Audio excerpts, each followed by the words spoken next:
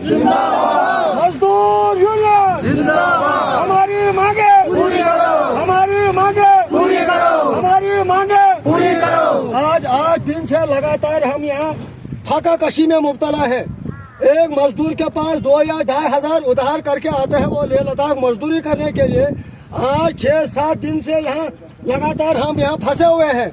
हमने एडमिनिस्ट्रेशन तक बात पहुंचाई, हमने अपने एमएलए साहब तक बात पहुंचाई, लेकिन किसी को टस से मस नहीं है। हमारा यहाँ चारा किया जाए, या तो हमें रोटी या मिलनी चाहिए और या हमें क्वार्टर मिलनी चाहिए मजदूरों को, या हमें यहाँ से रुखसत की जाए आगे के लिए, या हमें वापस किया जाए यहाँ से।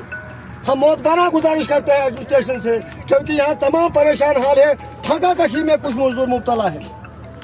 हद खत्म। आज हम ट्रैफिक पुलिस के पास हम गए, उन्होंने हमें फिर इंफॉर्मेशन दी कि संडे से पहले यहाँ कोई रोड खोली नहीं जाएगी। हम क्या करेंगे, हम कहाँ जाएंगे?